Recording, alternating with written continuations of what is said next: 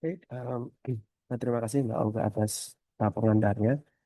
Mungkin karena waktunya singkat, saya akan memberikan beberapa hal yang eh, sifatnya menambahkan dari beberapa pembicara atau speaker sebelumnya yang mungkin lebih banyak membicarakan hal-hal teknis di lapangan atau kemudian temuan-temuan yang sifatnya materialitas.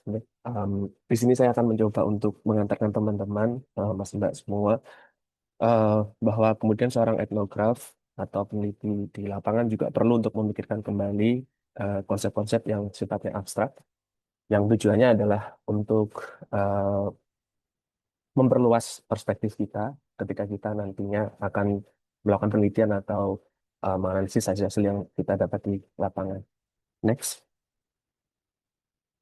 eh, Mengapa kemudian hal-hal yang sifatnya abstrak penting untuk kita bayangkan? Karena acap kali ketika kita mencoba untuk melakukan fieldwork penelitian lapangan, itu selalu kita merasa sebagai seorang peneliti itu harus melepaskan berbagai asumsi, berbagai pandangan, karena ditakutkan akan mencederai apa yang kita sebut sebagai objektivitas atau temuan yang sifatnya mutlak seperti itu.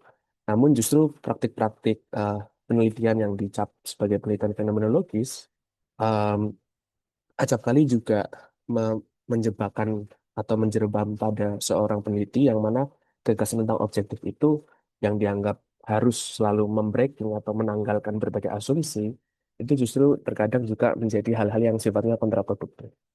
Mungkin hal-hal ini sudah dibahas di sesi pertama ya oleh Mas Geger juga gitu. Tapi saya ingin mengingatkan kembali kepada teman-teman semua, Mas Mbak, eh, sebagai peserta, kadang kita eh, punya permasalahan sebagai seorang peneliti itu merasa bahwa kita lebih mengetahui banyak hal, kita lebih memahami hal-hal apa yang ada di lapangan.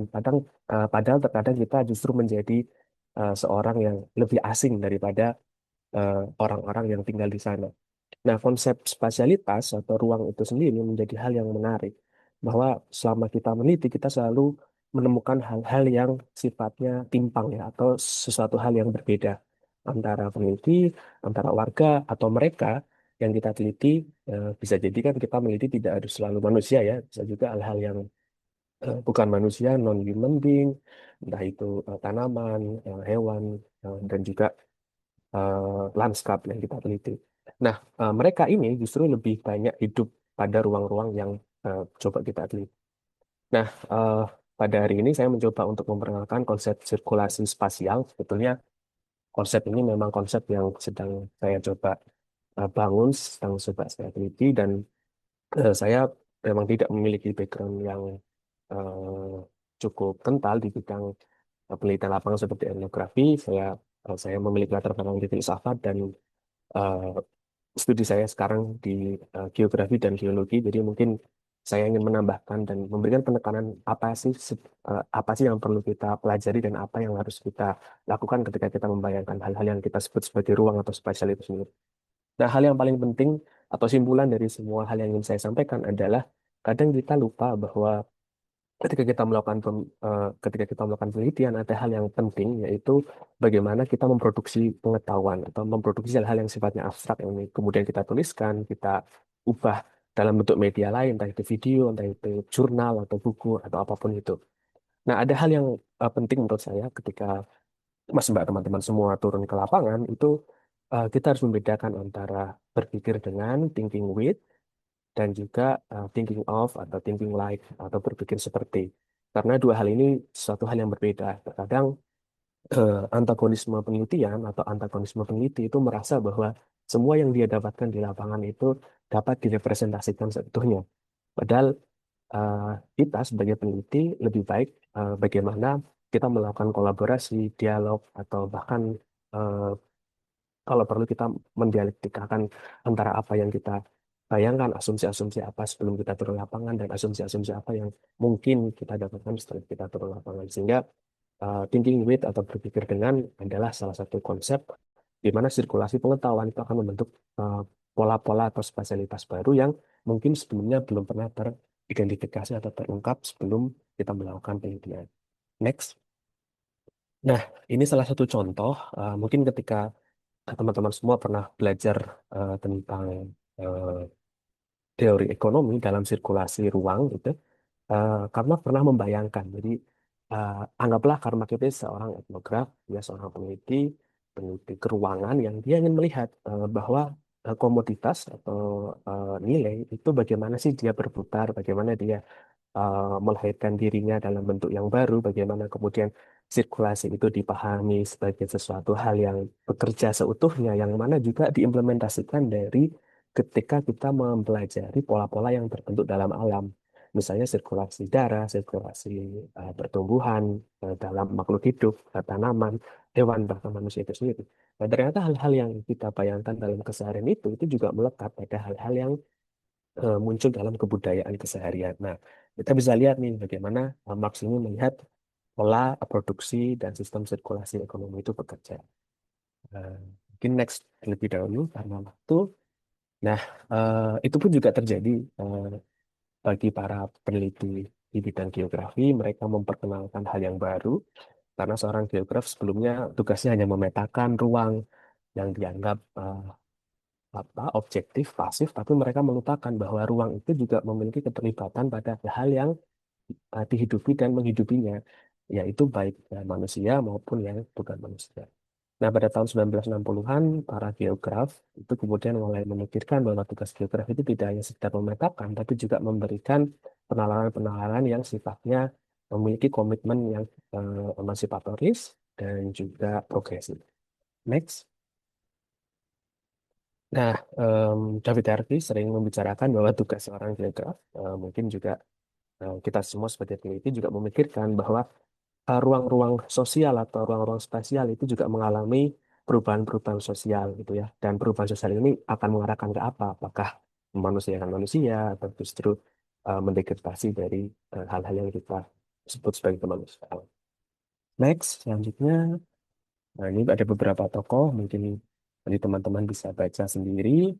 Next, kalau di bidang geografi, kita sering memperkenalkan kajian spasial atau space karena hal yang paling penting dan saya rasa ini juga sering dipakai Ya, juga maaf. oleh Oh, waktunya tiga ya. menit lagi.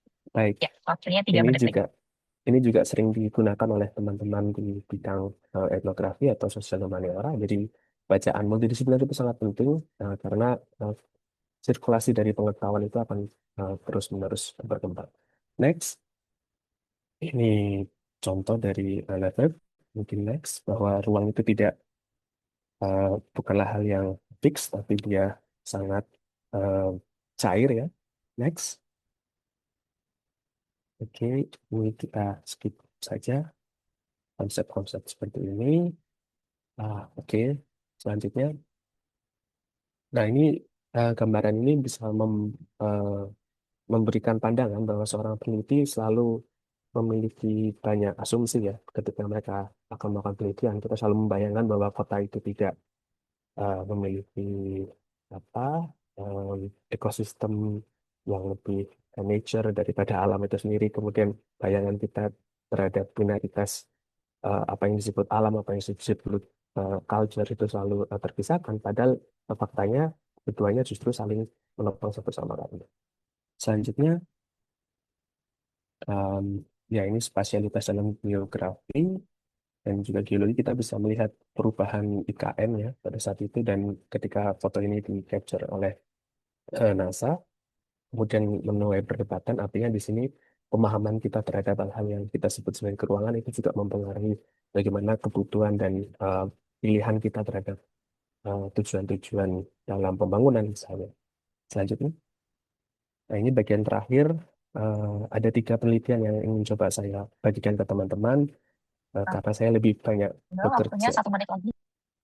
baik karena saya lebih banyak bekerja pada etnografi science atau atau etnografi yang bekerja pada pengetahuan, saya melihat bahwa IKN misalnya itu bisa kita lihat sebagai bentuk dari distribusi sosiospasial yang mana pemindahan bangunan fisik itu tidak hanya sekedar bangunan fisik, tapi juga merepresentasikan hal-hal yang belum diselesaikan di pembangunan sebelumnya. Misalnya terdapat tendensi Jakarta sentris dan seterusnya.